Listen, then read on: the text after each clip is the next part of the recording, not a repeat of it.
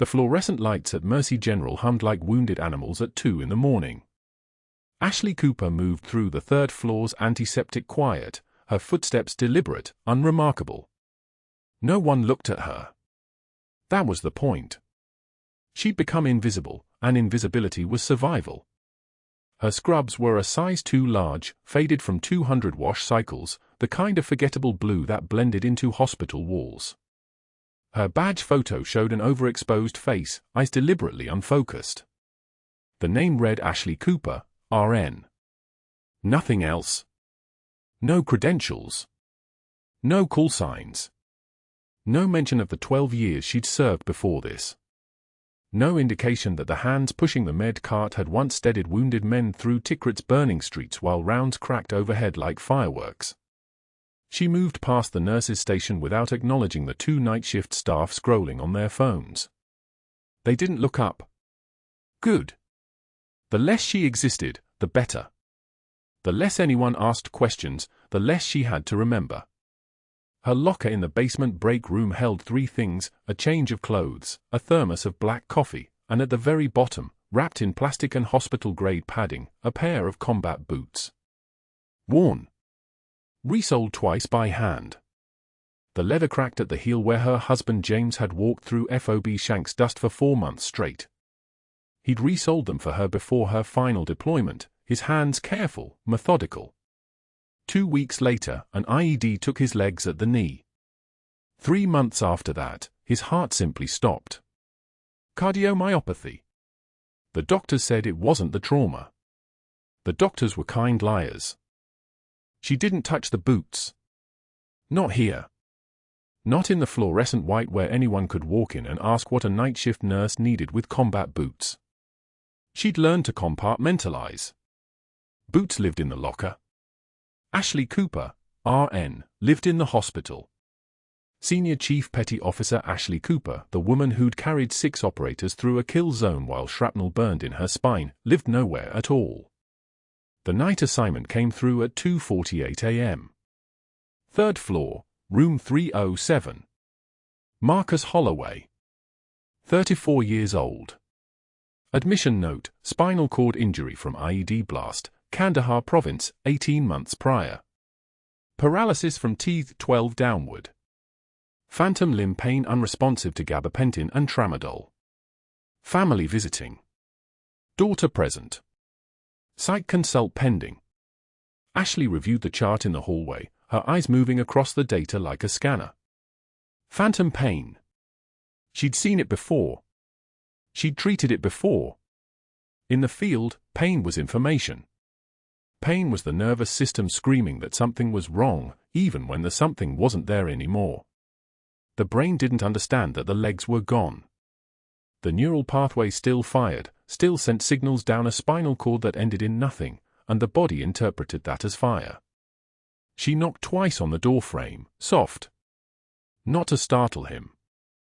Marcus Holloway sat in a wheelchair near the window, his upper body still muscled, the kind of build that came from years of compound movements, rucking, and the specific conditioning of elite operations. But from the waist down, his legs lay limp beneath the hospital blanket, thin as driftwood. His daughter dozed in the chair beside him, her head tilted against the wall, blonde hair falling across her face. Marcus stared out at the Houston night, where the city glowed orange against low clouds. Need anything? Ashley's voice came out soft, controlled, the careful deferential tone she'd perfected over 4 years of invisibility. Water? Pain medication? He turned. His eyes were pale blue, the kind of blue that looked through you instead of at you. Phantom limb again, he said, and his voice had that flatness that came from learning to live with constant background pain. The usual meds aren't cutting it anymore. Ashley nodded. She pulled the chair closer, keeping her movements economical. Where? Left side, right side, or both? Right leg. Feels like. He paused. Feels like someone's holding my foot in a vice and twisting. She didn't mention the meds in the chart. She didn't mention what the standard protocol recommended. Instead, she said, I'm going to try something. It might help. Okay? His daughter shifted in sleep but didn't wake. What Ashley did next came from her hands, not her training. She located the trigger point in his right hip flexor, the place where the neural pathway began its confused firing sequence. She applied steady pressure there, not massage, not the soft-touch civilian nursing that floated through most hospital care. This was compression. This was the same technique she'd learned in the field when antibiotics weren't available and the only tool was understanding where pain lived in the body and applying pressure like a valve. She used her index and middle finger to locate the exact spot, felt intense, then gradually relax as the pressure disrupted the pain signal. "Breathe through it," she said, still soft. "The pain's a lie. Your brain's just looking for signals that aren't there anymore." "How do you know that?" His eyes focused on her now, really focused, trying to place her. "You get it out of a textbook," Ashley said, which wasn't an answer at all. She continued the pressure, steady, unwavering. Her hand was a stone. "Or you figure it out the hard way." 3 minutes. She held the pressure for exactly 3 minutes. His breathing deepened.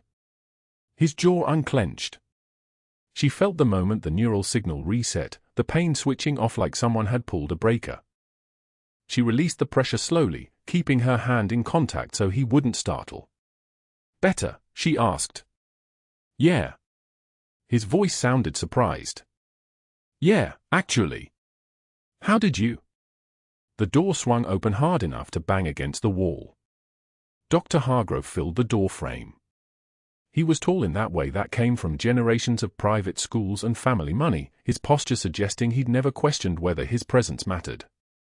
His coat was white, pristine, the kind of white that didn't see actual patients. His eyes moved from Marcus to Ashley, and his expression shifted.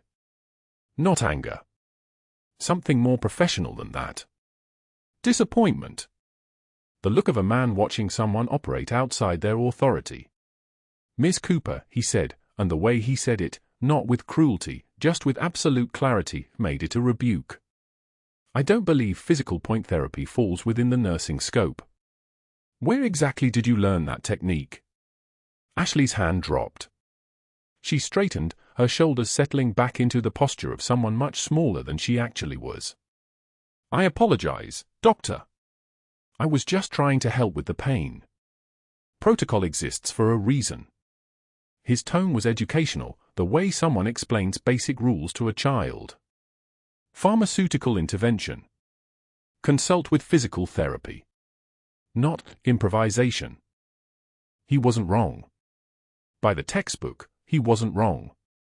But the textbook had been written by people who'd never seen a man with 2 missing legs who just needed 3 minutes of relief that pills couldn't provide. Ashley didn't argue. Argument required presence. It required existing in a way she'd spent for years learning not to. She said, "Yes, doctor," and moved toward the medication cart. When she passed him in the doorway, she kept her eyes down. The hallway was empty. 2:59 a.m. The night shift breathed around her in that particular quiet that came from a hospital between emergencies. She kept walking until she reached the supply closet, stepped inside, closed the door. The darkness was complete. She let herself breathe for exactly 30 seconds, then stepped back out. Dr. Hargrove was standing 5 feet away, near the nurse's station, speaking quietly to another resident.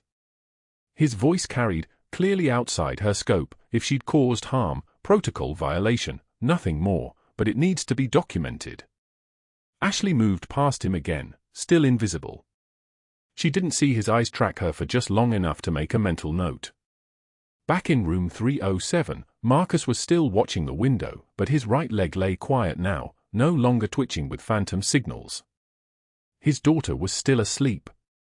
Ashley adjusted the foredrip, checked the monitor, did the unremarkable tasks that filled 12-hour shifts. When she leaned in to log his vitals, she saw it clearly for the first time. A tattoo on his right forearm. Black ink, faded to blue-gray. Letters in military standard font. Crosswind. Her hand trembled once. Just once. A single involuntary movement, like something inside her had recognized something outside her. Crosswind. That had been her call sign. That had been what they'd called her when she'd moved through Tikrit streets with 6 wounded operators slung across her shoulders, one after another, for miles under sustained fire, shrapnel burning in her spine like someone had driven broken glass through her vertebrae. That was what they'd tattooed on their arms when they made it back. That was her. But Marcus Holloway stared out the window and didn't see her. Didn't see anyone. His eyes had the glazed quality of someone whose mind had been scattered by the same blast that had taken his legs. The IED damage was more than physical. She could see it in how he focused on nothing, how his hand gripped the wheelchair arm with tension that wouldn't release. He didn't remember. Of course he didn't. Why would he remember a face from before the fire? Why would the brain preserve a memory when the body had been remade in agony? Ashley finished logging his vitals. She was almost to the door when Marcus's voice came, quiet, speaking to no one in particular. "Sometimes I think I remember someone," he said. "Someone with a voice like that. But it's just a ghost." Ashley stopped. She didn't turn around. She said nothing. And after a moment, she walked out into the hallway, where the fluorescent lights hummed their endless wounded animal song, and she became invisible again. Dr. Hargrove stood in Marcus Holloway's room with the confidence of a man who had never been questioned, his white coat pressed with precision that suggested more time at the dry cleaner than at the patient's bedside. Marcus's daughter sat in the vinyl chair beside the bed, her phone halfway to her pocket, and 2 aunts occupied the space near the window like courtroom observers waiting for testimony. Ashley was adjusting the compression sleeve on Marcus's left arm when Hargrove's voice cut through the room like a blade through silk. "Nurse Cooper. Explain to Mr. Holloway's family why you're practicing physical therapy without certification." The room's temperature dropped. Ashley's hand stilled on the fabric, but she didn't turn around immediately. One breath. Another. When she finally looked at him, her eyes were steady as a rifle sight. "Combat medicine techniques for phantom limb management, doctor. The neurological response to pressure applied to. This is exactly why we don't let bottom-tier staff make clinical decisions." Hargrove's smile was the smile of a man accustomed to being obeyed without explanation. "You're a bedpan nurse playing hero. You're exposing this hospital to liability, and you're frightening the family with unauthorized interventions." Marcus's daughter shifted uncomfortably. One of the aunts looked away. Ashley set down the compression sleeve with the same care she'd once used handling a 7.62mm rifle, every movement deliberate, nothing wasted. "Compassion doesn't require a medical degree, Dr. Hargrove." Her voice was quiet, but it carried the kind of authority that comes from having made life-and-death decisions in places where credentials mattered less than results. "Perhaps that's why you don't recognize it." She walked out of the room. Behind her, Hargrove's face flushed like a child denied dessert, and Marcus's daughter made a small sound, something between a gasp and recognition, that Hargrove would spend the next 6 hours trying to forget. In the hallway, Ashley moved toward the stairwell where no one would see her. She made it 16 steps before the first tear escaped, hot against her cheek like a betrayal of every protocol she'd ever followed. She wiped it away without breaking stride, her jaw tight enough to crack granite. One tear. That was the allowance. One, and then invisibility resumed. The break room the next afternoon was a study in coordinated cruelty. Ashley carried her lunch, a turkey sandwich, apple, the same meal she brought every day, and sat at a table near the window. Rodriguez, who had nodded to her that morning, glanced across the room and then deliberately rose, his chair scraping against the linoleum with the sound of a deliberate announcement. He moved to another table where Chen was unpacking her container of rice. Within seconds, 2 other nurses Ashley recognized from the night shift followed. The migration was silent, efficient, and absolute. Chen leaned toward Rodriguez and spoke quietly. Ashley was close enough to hear. "Hargrove says she's unstable. Says she made up her credentials, fabricated her background to get this job." The words landed like shrapnel. Ashley didn't respond. She ate her sandwich with the same methodical precision she'd once used field dressing wounds, each bite a task, nothing more. Pain is information. Isolation is information too. She catalogued it the way she'd catalogued everything else her body had endured: note it, acknowledge it, continue the mission. By Friday, the written reprimand appeared on the unit board in red ink, a scarlet letter for all of Mercy General's 847 employees to witness. A.O. Cooper, patient care protocol violation, final warning.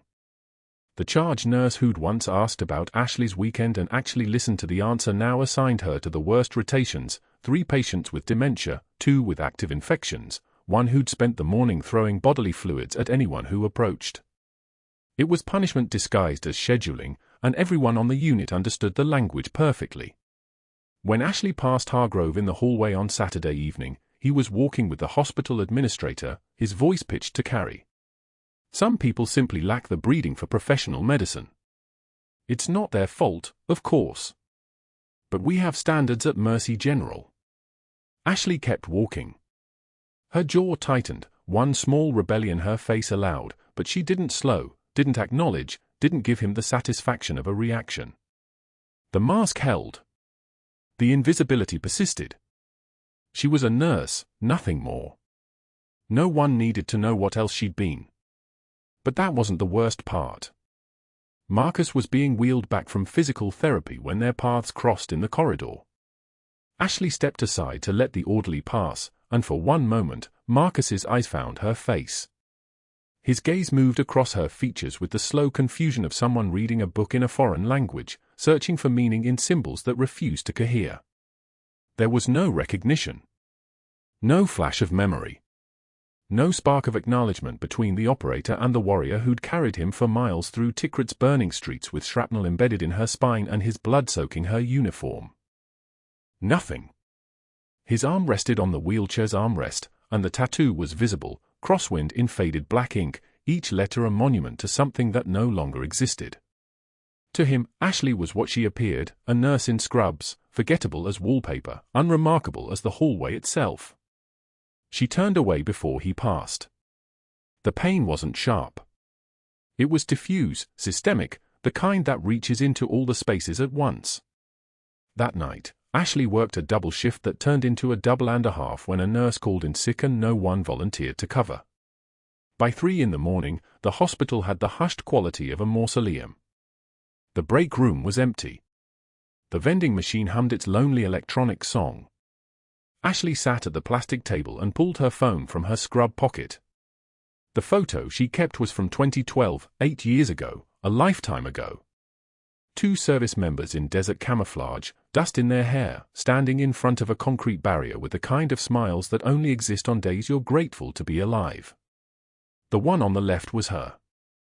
The one on the right was James, Lieutenant Junior grade, already marked for command track, already carrying the weight of the men under his responsibility like stone in his chest. They'd taken the photo the day before his final convoy. Ashley's hands trembled as she looked at it, the only public trembling she'd allowed in 4 years. Muscle memory from grief was stronger than muscle memory from combat training. She deleted the photo. Watched it disappear from recent items. Cleared the deleted folder for completeness. Erased the last evidence of the person she'd been before Houston, before Mercy General, before she decided that the best way to survive was to stop existing altogether. She steadied herself against the counter and returned to rounds at 3:44 a.m. Marcus was in room 412, his room, the room where everything had begun 5 days ago. She pushed the door open and immediately recognized something wrong. His breathing was rapid, shallow, the rhythm of someone climbing a hill. He was agitated, pulling at his sheets, reaching toward something invisible, his mouth working around words that wouldn't form. His head injury had stolen his ability to articulate distress, leaving only the primal physical language of panic. Ashley approached the bedside and noted the time on the wall clock, 3:51 a.m. She checked his pulse, 142, tachycardic, bounding like a trapped bird. His oxygen saturation read 93% on the monitor, acceptable but trending downward. But it was his neck that made her training activate like a light switch. The jugular veins were beginning to bulge, distending with a pressure that shouldn't exist. She pulled the call light immediately. "Marcus, I need you to stay calm. Can you breathe for me?" In through your nose, out through your mouth. He couldn't. His breathing was effort without rhythm, panic without coherence. She was moving through the preliminary questions, any chest pain, any recent falls, any difficulty breathing before tonight, when the door opened and Dr. Hargrove appeared in a sweatshirt and khakis, clearly called from home and deeply displeased about it. He's anxious, Cooper. Not everything is an emergency. Hargrove didn't approach the bed. He stood in the doorway like a man who'd already decided the diagnosis before examining the patient. Give him 2 milligrams of Ativan and stop wasting my time. His respiratory pattern suggests elevated intrathoracic pressure. Ashley's voice was clinical, precise, the voice of someone reporting data, not opinions. Neck vein distension. Possible tension pneumothorax progression. I'd recommend a chest X-ray, Anne. Are you a physician now, Nurse Cooper? Follow orders or I'll have you removed from this unit entirely. He left before she finished speaking. The door closed with a whisper of finality. Ashley administered the Ativan. Protocol was protocol, and she'd learned the value of working within systems, even broken ones, and stayed at the bedside for another 10 minutes, documenting everything with precise timestamps. 3:51 a.m. Respiratory distress noted. 3:56 a.m. JVD present. 3:58 a.m. Ativan administered per provider order. 4:02 a.m. Respiratory status unchanged. She entered each observation into the electronic chart like evidence in a trial she knew she'd lose. At 4:44 a.m., she returned to rounds, moving through the other patients, checking vitals, adjusting medications, performing the endless small acts of nursing that constituted her invisible labor. But she stayed close to Marcus's room. Against protocol. Against regulation. Against every professional boundary Hargrove had reminded her to respect.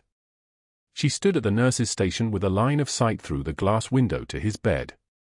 The hallway was silent except for the ambient sounds of the hospital at night, the elevator humming in the distance, the ventilator in room 410 cycling its mechanical breath, the distant television in the waiting area tuned to CNN with the volume low. Marcus's daughter had left hours ago. The night was his now, and Ashley's, and the building's fluorescent lights that buzzed like insects trapped in glass. And then Marcus gasped. It was a sound without air in it, the sound of a door slamming shut. His torso arched against the mattress. His lips turned blue, not gradually, but distinctly, undeniably, the kind of blue that meant his oxygen was being denied despite the monitor claiming otherwise. His hand reached for his chest, and his eyes, usually clouded and distant, suddenly cleared with the terrible clarity of someone finally recognizing they were drowning. Ashley moved. The shift stretched like taffy, each hour bleeding into the next, and Ashley moved through the patient rooms of Mercy General's night ward with the efficient invisibility she'd perfected over 18 months. Room for 12, vitals check, note the slight elevation in diastolic pressure, adjust the flow rate, move on. Room for 18, a post-op knee replacement patient, pain meds due, a soft word about ice compression, the practiced gentleness of someone trained to carry wounded through burning streets now reduced to carrying bedpans through fluorescent corridors. The fluorescent lights cast everything in a sickly yellow-white that never changed, never dimmed, never reflected anything true about the world outside. Her scrubs had absorbed the smell of antiseptic so completely that she'd stopped noticing it weeks ago, the same way soldiers stopped hearing the ambient drone of helicopter rotors. 3 hours until shift end. Ashley had worked 17 straight hours, a double that started at 3 p.m. yesterday and wouldn't finish until 7 a.m. today, and her body had moved past exhaustion into that strange crystalline state where fatigue becomes its own form of clarity. At 3 a.m., sitting alone in the break room with its institutional coffee that had been warming since midnight, Ashley stared at her phone. The image was from 8 years prior, 2 figures in Navy desert camouflage, standing in front of a C-130 Hercules at Bagram Airfield, the morning light turning their faces into something almost unrecognizable. She wore her hair in a tight bun, jaw set with the particular expression of someone about to walk toward danger with absolute certainty. Senior Chief Petty Officer Ashley Cooper in her combat gear, calm as the sea before a storm. And beside her, James, her husband, who'd proposed to her 3 days before deployment with a ring he'd bought from a jeweler in Kandahar because he wanted her to know he'd picked it, knowing she'd carry it through hostile territory and come back alive. James in his own fatigues, grinning like he'd already won every fight ahead of him. They both had. They both hadn't. The photograph was from 48 hours before the IED that shredded his spine and scattered her apart into pieces she was still gathering 8 years later. She thumbed to the next image without meaning to, her combat boots sitting beside a pair of boots identical except for the wear patterns. James's boots. The pair he'd resoldered for her, actually sat down at the repair station in the FOB workshop and fixed the heel of her left boot himself, stitching the soles back together with the same care he'd shown her in every single moment they'd shared. Those boots had walked through Tikrit. They'd carried her 4 miles under fire when she extracted 6 operators from an ambush in the Jolan district, the shrapnel that tore into her spine coming from the same blast that scattered James across the courtyard where they found him later. The boots still smelled like desert dust and something like cordite, the kind of smell that doesn't wash out, the kind that sits in fabric and fiber and refuses to leave because it's become part of the molecular structure of the object itself. She'd brought them to Houston. They sat at the bottom of her apartment closet in a plastic storage container marked seasonal items, a lie so small it barely counted as deception. The nightmares from Tikrit had stopped being nightly around month 9 of this second life, the one where she was just a nurse, the one where she wore scrubs instead of body armor and her biggest crisis involved bed linens instead of IED fragments. But they hadn't stopped entirely. Some nights, usually after 12-hour shifts, usually when she was too tired to keep her guard up, they returned with the specificity of documentary footage. She could still see Javier's face when the round caught him in the throat, could still feel his blood on her hands as she tried to put him back together with field gauze and will and the desperate calculations of emergency medicine. She could still hear Thompson begging her not to let him die while the rotor wash from the helicopter drowned out everything else. The unbearable part wasn't the images. The unbearable part was that they were fading. 8 years of work and healing meant that James's face was becoming harder to conjure without looking at the photograph first. The guilt of that, of surviving so thoroughly that the memory of his death was becoming abstract, had driven her choice to come here, to this city she'd never visited, to this hospital where no one knew her name and no one asked questions about the scars that ran like railroad tracks down her spine. She'd never told James's family where she went. She'd never called them, never responded to their letters in the first year, never attended the memorial services they held in Birmingham where they buried the boots he died in and left the casket half empty. She told herself she was protecting them from what she'd become, a shell that moved and breathed and documented vital signs but didn't quite contain a human being anymore. The truth was simpler and meaner: she couldn't face being recognized. Couldn't sit in their living room and watch them look at her and realize she'd survived and James hadn't. Couldn't accept their gratitude for the work she'd done to pull him out. Couldn't endure the specific, particular kind of suffering that comes from being the last person someone you loved was alive in front of. So she'd vanished. Changed her name on the work applications to the maiden name she hadn't used in 14 years. Worked night shifts. Spoke to no one. Became someone so small and forgettable that the world simply stopped looking at her. It was 3:17 a.m. when the phone in her locker started ringing, not hers, the ward phone. A code was being called for Marcus Holloway in room 314. Room 314. She'd been in that room 90 minutes ago at 2:22 a.m. for routine vitals. His respiratory rate had been elevated but stable, his oxygen saturation solid at 98%. His neck veins had looked normal, flat against his neck like they should. She'd made a note about his anxiety level, elevated, probably the usual late-night fears that came with paralysis and phantom pain and the particular knowledge that comes from surviving an IED blast. She'd talked to him for 2 minutes. Long enough to note that his cognition was intact, that he was following commands, that he wasn't experiencing the kind of disorientation that would indicate complications. But she was moving before the announcement finished, her feet knowing exactly how many steps it took to reach 314. The floor nurse, Bennett, was already there, had already called it in, had already started the oxygen mask protocol. And Ashley could see it immediately, the signature presentation she'd seen twice in her actual career and 3 times in her training. Marcus's breathing had shifted from elevated and anxious to shallow and rapid, his chest barely moving. His neck veins bulged outward like they might explode through the skin. The color was wrong, not the healthy pink beige of adequate oxygenation but a gray-blue that meant his tissues weren't getting what they needed. Tension pneumothorax. Air in the pleural cavity, collapsing the lung, compressing the heart, suffocating the patient from the inside while they looked almost peaceful from the outside. Dr. Hargrove arrived at the moment Ashley was already reaching for the crash cart. He took in the scene with the kind of glance that meant he saw the equipment, saw the patient, but didn't see anything else. "Call respiratory," he said. "Start bagging him." "Second intercostal space, midclavicular line," Ashley said. Not a question. Not a request. Just information, the kind that comes out of training so deep it had become her bones. Tension pneumothorax. Decompression now or cardiac arrest in 90 seconds. Hargrove's head turned toward her like she'd slapped him. "Step back, nurse. Let the code team." Marcus's lips went the color of slate. His hand reached up toward his neck, fingers clawing at air that wouldn't come. His eyes found Ashley's, and for the first time since she'd started caring for him, there was recognition in them, not of who she was, but of the fact that someone in the room understood what was happening to his body. That someone could do something about it. Ashley moved. The decision wasn't conscious, wasn't a choice between protocol and patient care because there was no actual choice at all. Protocol kept patients dead in the margins of bureaucratic procedure. Her hands moved with a kind of automatic precision that comes from muscle memory that had been written into her body during field operations she would never speak about. She grabbed a 14-gauge angiocath needle from the crash cart, her fingers steady as a surgical laser, her breath as controlled as if she were performing this in a training scenario with the comfort of knowing nothing was actually at stake. The second intercostal space. Midclavicular line.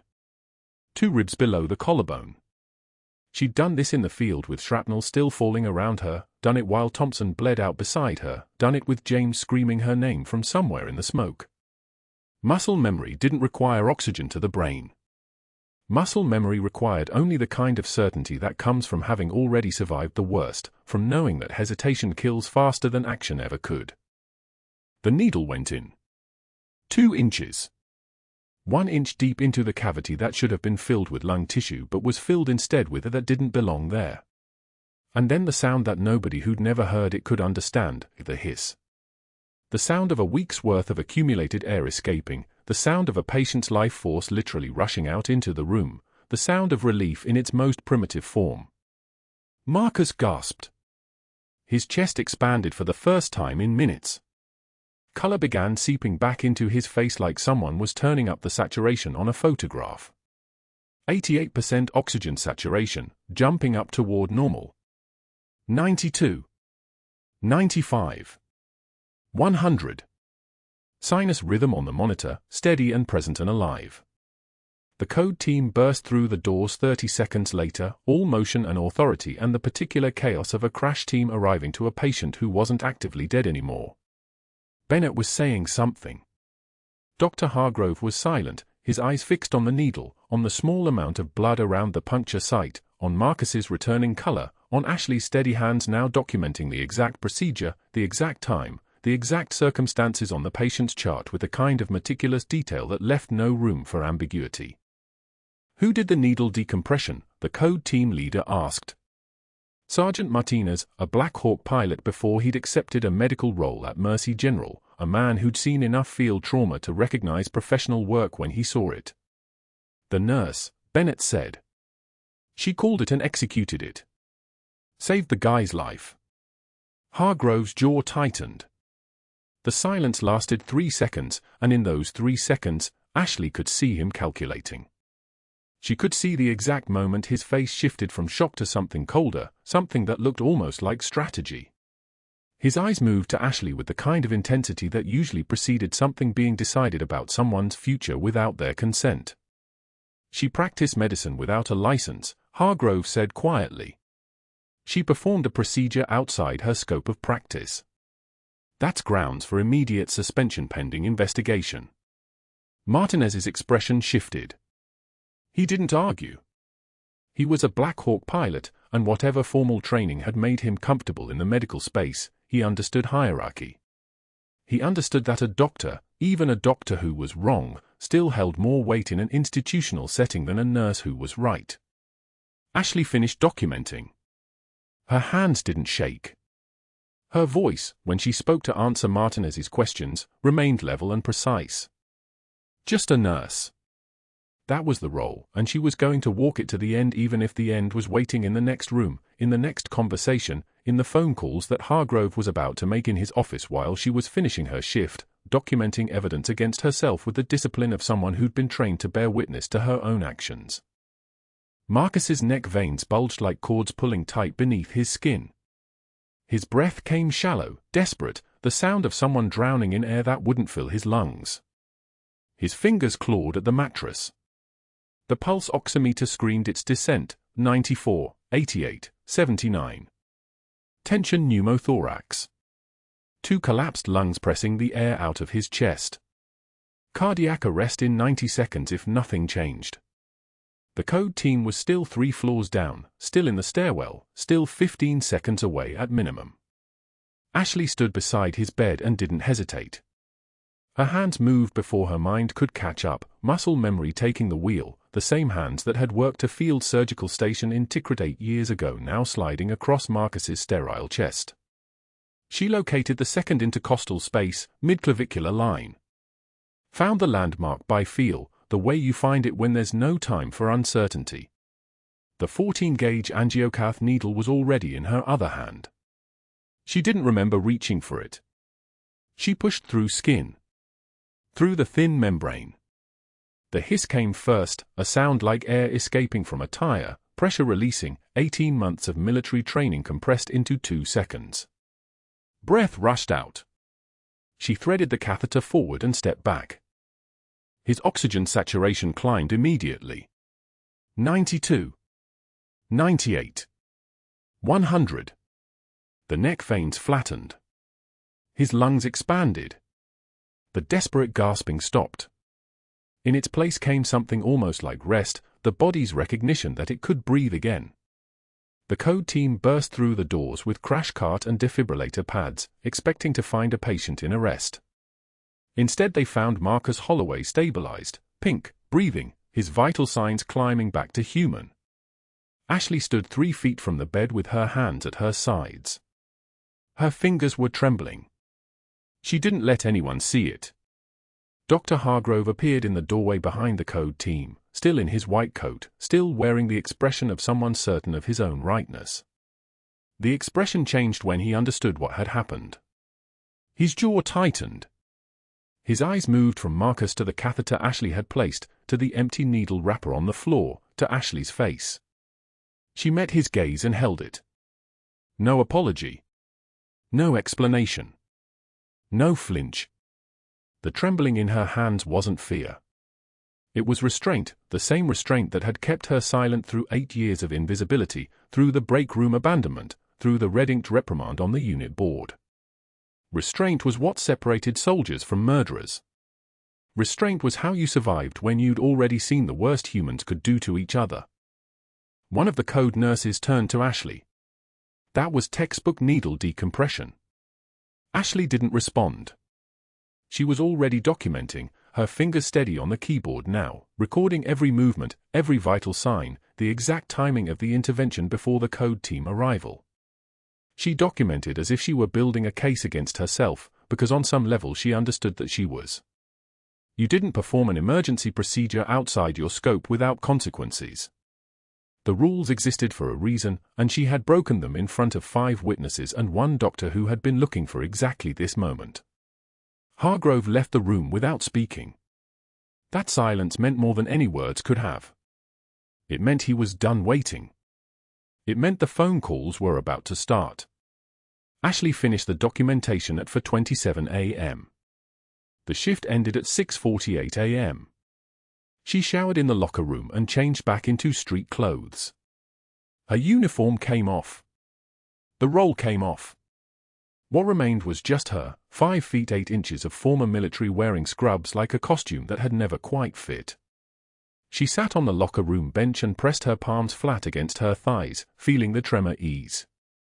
Her phone buzzed at 4:52 a.m. A text from the staffing coordinator: "Administrator wants to meet with you at 8 a.m. Bring personal items." She had seen enough administrative terminations to recognize the code. 8 a.m. wasn't a meeting. 8 a.m. was a goodbye. The rain started at 5:15 a.m., a warm Houston downpour that turned the parking lot into a mirror.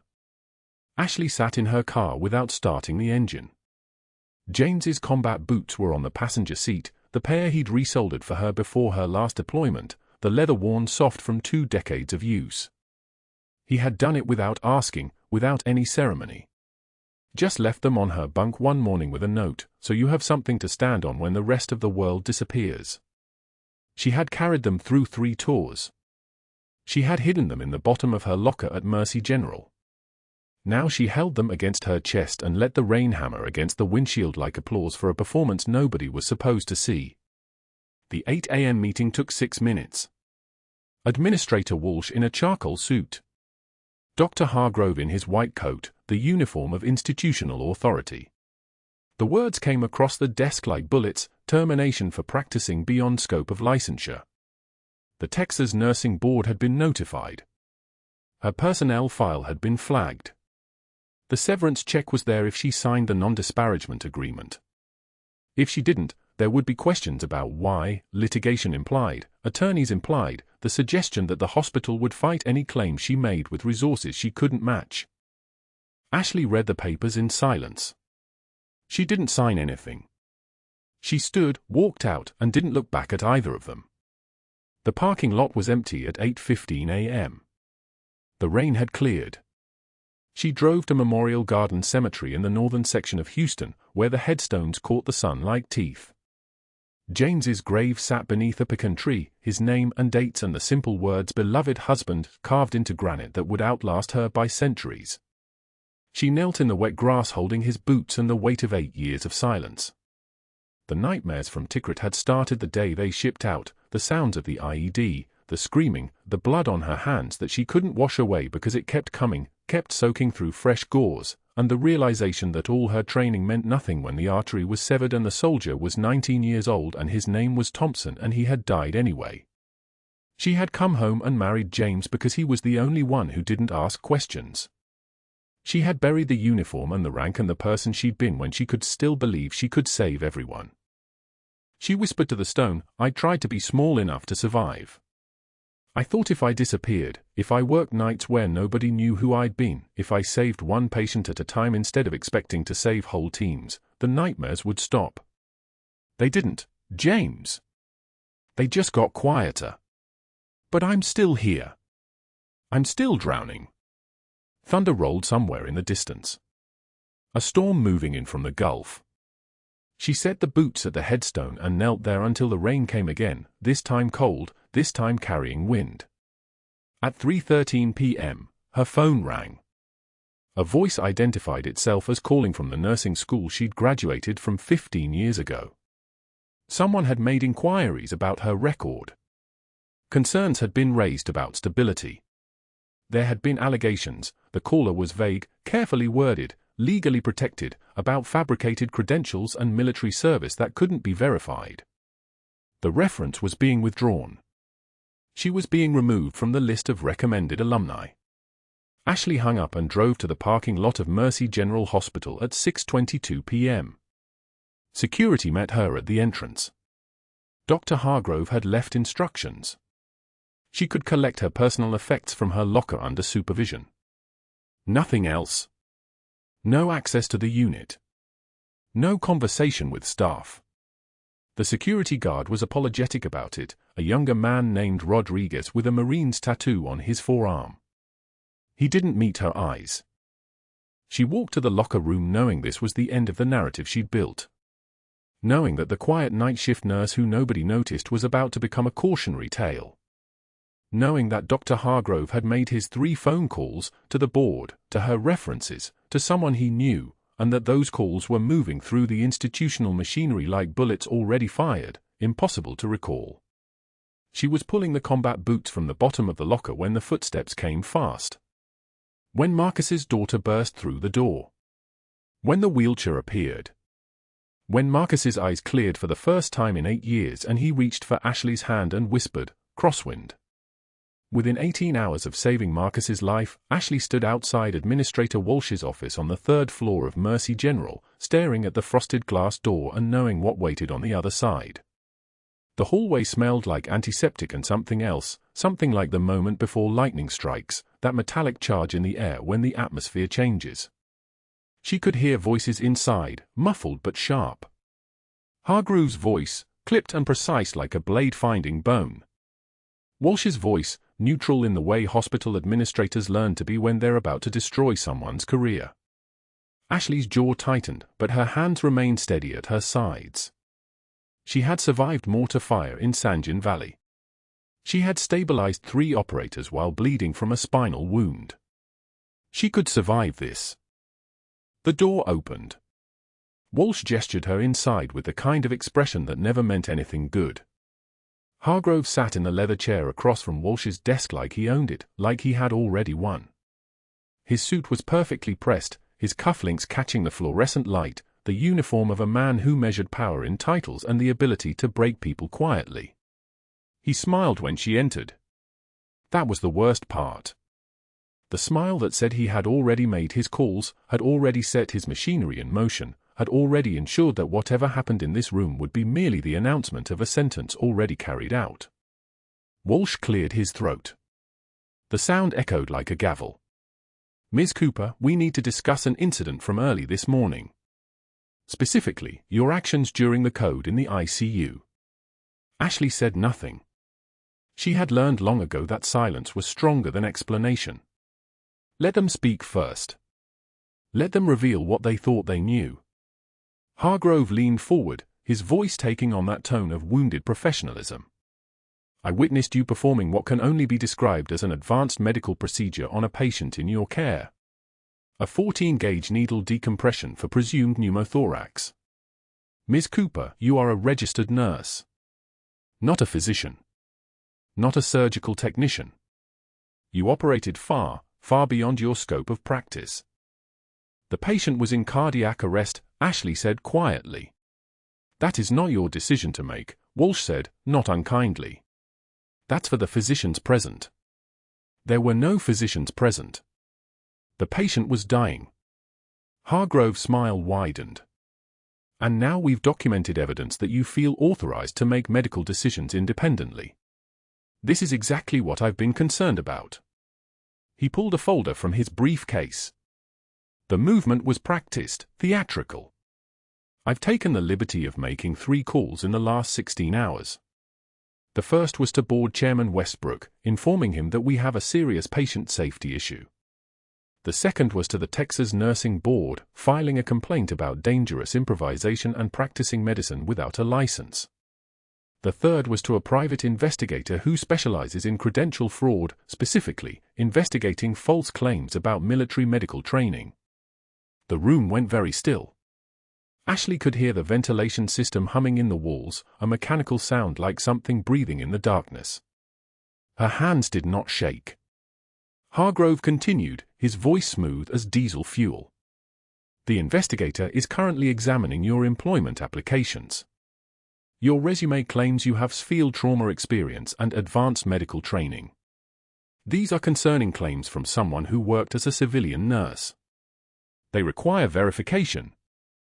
Walsh's expression had shifted slightly, less confident now, as if he was beginning to understand he was being used for something larger than a routine termination. "Dr. Hargrove has filed a detailed report with my office. Given the scope of these allegations, we have no choice but to suspend your medical credentials pending investigation. Effective immediately." "You're fired," Hargrove said simply. "Your badge will be collected before you leave the building. Security will escort you out. Your personnel file has been flagged with the nursing board. Any institution you apply to in the future will be informed of the circumstances." Ashley looked at Hargrove's face, the flush of satisfaction, the tightness around his eyes, the way his fingers drummed once against the desk like a conductor's baton. He had constructed this carefully. A physician's word against a nurse's. Institutional authority weaponized like a precision-guided missile, aimed at one person with nowhere to run. He had called his allies. He had called the regulatory boards. He had called investigators with a specific mandate, destroy her credibility so thoroughly that no medical institution would ever touch her again. It was the kind of thing he had probably done before. The kind of thing men like Hargrove did when they felt threatened by someone who was better at their job, who understood medicine at a cellular level, who had done things in places he would never go and seen things he would never survive. So he had reached into his network, one call to the board chairman citing tenure obligations owed, one call to the Texas Nursing Board citing protocol violations, one call to a specialist in credential fraud with very clear instructions, find something, anything, to discredit her. Walsh cleared his throat again. We'll need your hospital ID and access badge. Of course, Ashley said. She removed the badge from her scrub's pocket and set it on Walsh's desk. The plastic clattered against the mahogany with a sound like the end of something. Around the edges of her vision, the world had that strange clarity that came when everything suddenly shattered and you had to pretend you weren't bleeding out. But her breathing remained steady. Her voice remained level. She had sat in helicopters under fire with that same expression. She had held dying men and told them they would be fine and meant it because surrender was a luxury she could not afford.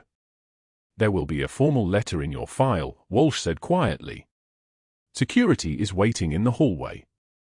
Ashley turned and walked toward the door without looking at Hargrove. He had already won. Ceremonies didn't matter. What mattered was that within 16 hours, he had weaponized the hospital's resources against her in a coordinated strike that left no opening for defense. He had ensured that her references would be contacted with insinuations of instability. He had ensured that her credentials would be flagged. He had ensured that the second life she had spent 7 years building, this careful invisibility, this anonymous second identity as just another nurse in a city of 8 million people, had been systematically dismantled by a man who had no idea who he was actually destroying. That night, Ashley stood at James's grave in the rain. The cemetery was nearly empty, just the sound of water running through gutters and the occasional distant traffic. James's headstone was simple, name, dates, a small bronze plaque that read always forward. She held his combat boots against her chest, the ones he had resoldered for her before her last deployment, the ones that had walked through Tikrit's burning streets and come back smelling like desert and survival and loss. The leather was soft from years of handling, dark with rain. I tried to be small enough to survive, she whispered to the stone, to the ground below it, to the rain that fell like an answer she didn't want to hear. I failed at even that. Her voice didn't break. Her hands didn't shake. But something inside her hollowed out completely, the way a building becomes empty after everyone leaves, all the structure still there, but nothing left to hold the space together. She had hidden her past because the nightmares from Tikrit had become unbearable, because watching friends die in her arms, men like James, had carved her into something sharp and broken. She had chosen this anonymous second life to heal in silence, telling no one except James where the decorated senior chief petty officer had disappeared to. And when James died 3 years ago, she had chosen to keep the secret even from his family because some things you carry alone, some truths are too heavy to share. The next morning, security escorted Ashley to her locker at 6 a.m., before the day shift arrived. The walk through the hospital felt like walking through a place she had already died in, a tour of a life that no longer belonged to her. The hallway lights flickered once. Her shoes made soft sounds against the tile floor, a metronome marking time, marking the boundary between who she had been and whoever came next. Chen appeared at the far end of the corridor, then deliberately turned away when she saw Ashley. Rodriguez stepped into an elevator rather than acknowledge her. The break room door was closed. She could hear voices inside, the murmur of nurses having coffee, but nobody had come to say goodbye. Nobody would. Hargrove had ensured that by spreading the word carefully, a nurse who had violated scope, who had endangered a patient, whose background might not be what she claimed. Her locker contained the modest inventory of an invisible life, a spare stethoscope, a jacket from a 5K she had run 3 years ago, a name tag from Mercy General with just her first name, no credentials, no titles. She placed it all in a plastic bag. Her hands were very steady. She could hear her own breathing, the sound of rain hitting the building's exterior, the distant hum of machines keeping people alive in rooms she would never enter again. Security walked her to her car. The officer was kind, which somehow made it worse. Kindness meant he believed the story, believed she was the problem, believed the system that had decided to destroy her was functioning properly. The rain continued, falling like something deliberate and personal, like the whole city was weeping for something nobody understood. She sat in her car for a long time before starting the engine, both hands gripping the steering wheel, and thought about all the ways a life could end without anyone ever knowing you were alive. What came next would change everything. But standing in that moment, rain drumming against the windshield, Ashley could only feel the weight of her husband's boots on the passenger seat beside her and understand that she had spent 7 years trying to disappear, and she had finally succeeded. Subscribe to Code Whisperers for more stories about the quiet heroes nobody sees until everything breaks. Like this video if you've ever been underestimated by someone who didn't know your real story. Comment, have you ever been judged only to find out everyone was dead wrong about you? And hit that notification bell because the next segment will prove that sometimes the quietest person in the room is also the most dangerous.